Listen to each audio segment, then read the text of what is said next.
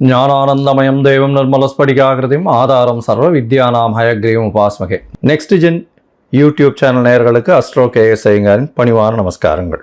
மாத பலன், பராபவ வருஷம் ஆனி மாத பலன்கள் 15/6/2026 16/7/2026 வரலும் உண்டான காலகட்டம் 32 நாட்கள். இந்த மாதம் பார்த்தோம்னா 32 நாள். சரி, இந்த மாதத்தினுடைய கோல்சாரம் என்ன, இந்த மாதத்தில் மாறக்கூடிய கிரகங்கள் என்ன, இந்த மாதத்தில் வரக்கூடிய விசேஷங்கள் என்ன, அதற்கு பிறகு இந்த மாதத்தில் ஒரு ராசியாக மேஷம் முதல் மீனம் வரை எப்படி இருக்குது அப்படின்றத பார்க்கலாம். முதல்ல இந்த மாதத்தினுடைய கோல்சாரம் அப்படின்னு எடுத்தோம்னா, கால புருஷ தத்துவத்தின் முதல் ராசியான மேஷ ராசியில் செவ்வாய் இருக்கார். மிதுனத்தில் புதன் ஆட்சி சூரியனோட சேர்ந்து, கடகத்தில் குரு உச்சம் சுக்கிரனோட சேர்ந்து, சிம்மத்தில் கேது, கும்பத்தில் ராகு, சனி மீனத்தில் இருக்கார். இந்த மாதத்தில் வரக்கூடிய மாற்றங்கள், செவ்வாய் மேஷத்திலிருந்து ரிஷபத்திற்கு 19/6/2026 அன்னைக்கு போடுறார். 5/7/2026 அன்னைக்கு சுக்கிரன் கடகத்திலிருந்து சிம்மத்துக்கு வர்றார். இது இந்த மாதத்தினுடைய மாறுதல்கள்.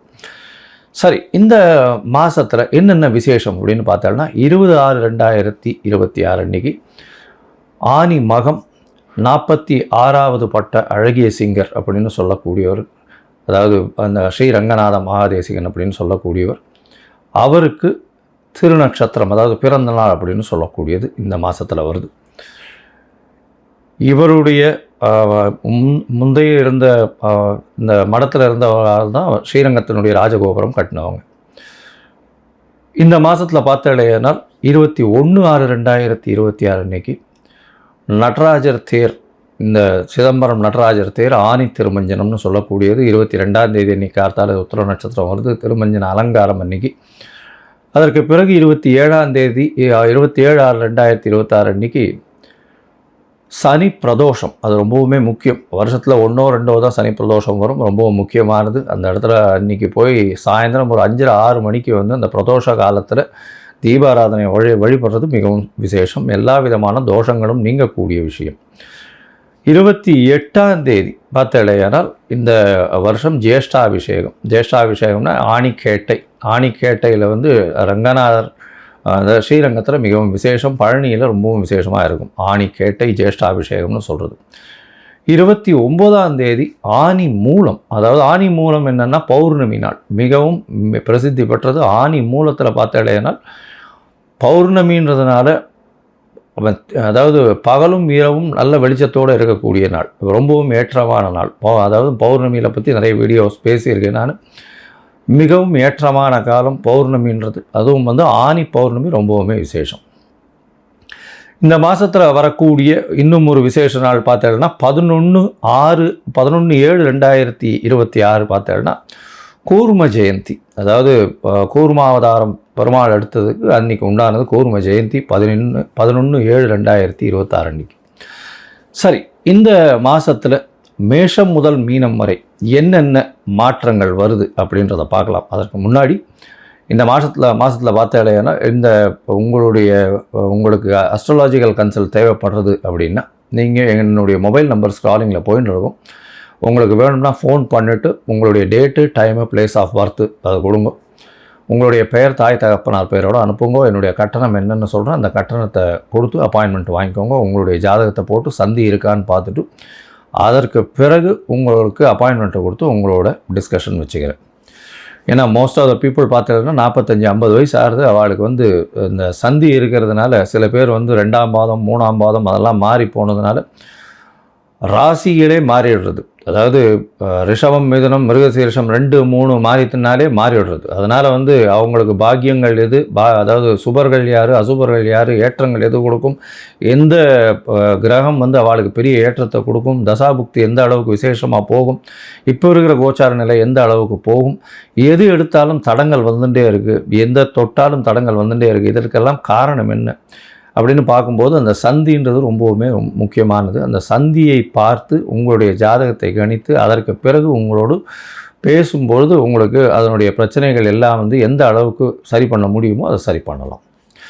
சரி, இப்போது மேஷம் முதல் மீனம் வரை ஒரு ராசியாக இந்த மாதம், அதாவது ஆனி மாதம் பராபவ வருஷம் எந்த மாதிரியான மாற்றத்தோடு இருக்குது அப்படின்னு பார்க்கலாம். சிம்மம், மகம், பூரம், உத்திரம் இந்த 3 நட்சத்திரம் 9 பாதங்களை கொண்ட ராசி. ராசியின் அதிபதினு சொல்லக்கூடியவர் சூரியன்.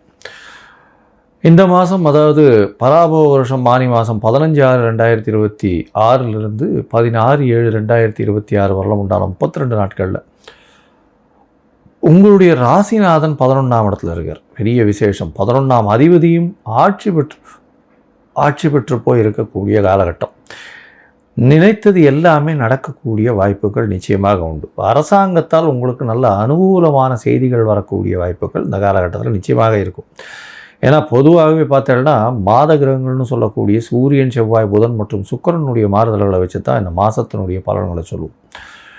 இந்த மாதம் உங்களுடைய ராசிநாதன் மாத கிரகம்ன்றதுனால 11ஆம் இடத்துல இருக்கார். 11ஆம் இடத்துல அவர் மட்டும் இல்லாமல் புதனும் ஆட்சி பெற்று போயிருக்கிறது ரொம்பவுமே விசேஷம்.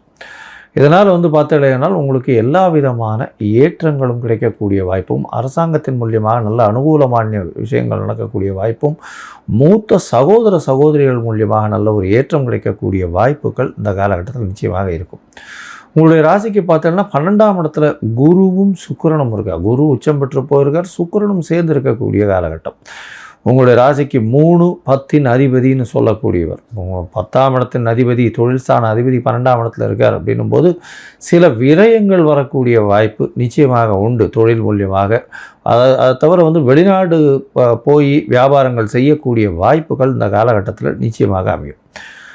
ராசிக்கு பார்த்தோம்னா 8ஆம் இடத்துல இருக்கக்கூடிய சனி பகவான் நிச்சயமாக பிரச்சனைகளை, தொந்தரவுகளை, உடல் நலத்தில் தொந்தரவுகளை, ஏன்னா ராசியிலேயே கேத்து பகவான் இருக்கிறதுனால உடல் நலத்தில் தொந்தரவுகளையும் கொடுக்கக்கூடிய வாய்ப்புகள் மிகவும் அதிகம். இதை தவிர பார்த்தீங்கன்னா ராசிக்கு 9ஆம் அதிபதி அப்படின்னு சொல்லக்கூடியவர், அதாவது 4 9 அதிபதி, திரிகோணஸ்தா ஒரு கேந்திர கோண அதிபதி, மிகப்பெரிய யோகர்னு சொல்லக்கூடிய செவ்வாய் 10ஆம் இடத்துல போய் இருக்கிறதுனால ரியல் எஸ்டேட், அதாவது பூமியினால் லாபம் வரக்கூடிய வாய்ப்புகள் மிகவும் அதிகம். ரியல் எஸ்டேட் பண்ணுறவங்க, அதை தவிர நிலம் வாங்கி நிலத்தை ஒரு பெருசாக இது பண்ணி பண்ணுறவங்க, நிலத்தினுடைய மதிப்பு எல்லாமே கோடிக்கணக்கில் போகும், அதிகமாக விலை போகக்கூடிய வாய்ப்புகள் இந்த காலகட்டத்தில் நிச்சயமாக அமையும்.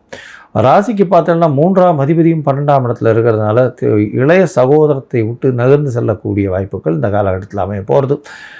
இந்த 2ஆம் அதிபதி, அதாவது ராசிக்கு 2ஆம் அதிபதி சொல்லக்கூடியவர் 12ஆம் இடத்துல போயிருக்கார், 11ஆம் இடத்துல போயிருக்கார். 2ஆம் அதிபதியான புதன் 11ஆம் இடத்துல போயிருக்கிறதுனால குடும்பத்தில் நல்ல ஒரு சந்தோஷமான சூழ்நிலை இருக்கக்கூடிய வாய்ப்புகள்.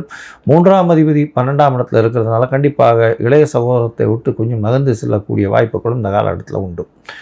உங்களுடைய ராசிக்கு பார்த்தோம்னா 2ஆம் அதிபதி குடும்பஸ்தானாதிபதி 11ஆம் இடத்துல இருக்கிறதுனால பண வரவுக்கு பஞ்சம் இருக்காது. ஏன்னா தனஸ்தான அதிபதி லாபஸ்தானத்தில் போய் இருக்கிறது ரொம்ப பெரிய விசேஷம். அதனால் எதை தொட்டீர்கள் என்றாலும் அதில் பணம் அதிகமாக வரக்கூடிய வாய்ப்புகள் நிச்சயமாக உண்டு. மொத்தத்தில் பார்க்கும்பொழுது இந்த சிம்ம ராசிக்காரர்களுக்கு ஏற்றமான காலம், நல்ல ஒரு காலத்தை நோக்கி சென்று கொண்டிருக்கிறார்கள். அவருடைய ராசிநாதன் 11ஆம் இடத்துல இருக்கிறதுனால எந்த காரியத்தை நினைத்தாலும் நிச்சயமாக வெற்றிகரமாக வரக்கூடிய வாய்ப்புகள் உண்டு. 11ஆம் அதிபதியும் ஆட்சி, லாபத்தில் பெரிய ஏற்றம் இருக்கக்கூடிய வாய்ப்பு. அதுவும் உங்களுக்கு பார்த்தீங்கன்னா இந்த ஷேர் மார்க்கெட் அந்த மாதிரியான விஷயங்கள், அதை தவிர அரசாங்க சம்பந்தமான விஷயங்கள், அரசாங்க கான்ட்ராக்டுகள், இது எல்லாத்திலையும் அதிகமாக லாபங்கள் வரக்கூடிய வாய்ப்புகள் நிச்சயமாக இருக்கும். அரசாங்கத்தினால் உங்களுக்கு அங்கீகாரம் கிடைக்கக்கூடிய காலகட்டமாக அமையும். ராசிக்கு 12ஆம் இடத்துல இருக்கக்கூடிய சுக்கிரன் மூலியமாக லாபங்களில் சற்று பிரச்சனைகள் இருந்தாலும் லாபங்கள் மூலியமாக அதிக செலவுகள் வரும். ஏன்னா உங்களுடைய ராசிக்கு 10ஆம் அதிபதி 12ஆம் இடத்துல இருக்கிறதுனால தொழிலுக்கு அதிகமாக இன்வெஸ்ட் பண்ண வேண்டி சற்று பின்னடைவு கொஞ்சம் இருக்கக்கூடிய வாய்ப்புகள் உண்டு. புதிய முயற்சிகளில் சற்று பின்னடைவு இருக்கக்கூடிய வாய்ப்புகள் இந்த காலகட்டத்தில் இருக்கும். படிக்கக்கூடிய மாணவர்களுக்கு நல்ல ஒரு ஏற்றம் இருக்கக்கூடிய வாய்ப்பு. அதாவது ரியல் எஸ்டேட் பண்ணுறவங்களுக்கு திடீர் பணவரவு, இந்த மாதிரியான விஷயங்கள் நிச்சயமாக நடக்கும். இந்த காலகட்டத்தில் சில நாட்கள் உங்களுடைய முயற்சிகளை தள்ளி வைக்கிறது நல்லதுன்னு சொல்கிறோம். அந்த சில நாட்கள் அப்படின்னு சொல்லக்கூடியது சந்திராஷ்டம நாட்கள். உங்களுடைய ராசிக்கு 8ஆம் இடத்துல சந்திர பகவான் சஞ்சரிக்கும் போது சந்திராஷ்டமம்னு சொல்கிறோம். இந்த சந்திராஷ்டம நாட்களில் நீங்கள் அதாவது சில விஷயங்களை தவிர்க்கிறது நல்லது. புதிய முயற்சிகள் வேண்டாம், வெளியூர் வெளிவாண்ட பிரயாணம் வேண்டாம். இது என்றைக்கு வருது அப்படின்னு பார்த்தீங்களேனால், அதாவது 6/7/2026 8/7/2026 வரலும் உண்டான நாட்கள். இந்த நாட்களில் புதிய முயற்சி வேண்டாம், வெளியூர் வெளிவாண்ட பிரயாணம் வேண்டாம்னு சொல்கிறோம். ஒருவேளை பண்ண வேண்டி இருந்ததே ஆனால் அருகில் இருக்கக்கூடிய இதில் பிள்ளையார் கோயிலில் உங்களால் முடிஞ்ச வஸ்திரங்கள் வாங்கி சமர்ப்பிங்க. அங்கே இருக்கிற கோவில் அர்ச்சகருக்கோ இல்லை கோவிலில் இருக்கிற பிள்ளையாருக்கோ வஸ்திரங்கள் வாங்கி கொடுத்துட்டு போங்க. உங்களுக்கு வரக்கூடிய பிரச்சனைகள் நிச்சயமாக போகும். அதை தவிர பார்த்தோம்னா உங்களுடைய தசாபுக்தி அந்தரம் சூக்ஷ்மம் சரியில்லை அப்படின்னா நீங்கள் சூரிய நாராயணார் கோவிலுக்கு ஒரு தரம் போயிட்டு வாங்க. கும்பகோணம் அடுத்து உள்ள சூரிய நாராயணர் கோவிலுக்கு போயிட்டு வந்தீங்கன்னா உங்களுக்கு எல்லா விதமான ஏற்றமும் கிடைக்கும். அதுவும் இந்த சிம்மராசிக்காரர்களுக்கு அஷ்டமத்து சனி, 12ல் குரு, ராசியிலேயே கேத்து, அந்த அளவுக்கு விசேஷமாக இல்லை. ரொம்பவும் ஜாகிரதையாக இருக்கணும். இருந்தாலும் எல்லாவற்றையும் எதிர்கொள்ள உங்களுடைய ராசிநாதன் 11ஆம் இடத்தில் 11ஆம் அதிபதியோடு சேர்ந்திருக்கிறதுனால உங்களுக்கு நிச்சயமாக எல்லா விதமான ஏற்றங்களும் சேரும். பொறுமையாக கையாள்வது மிகவும் நல்லது.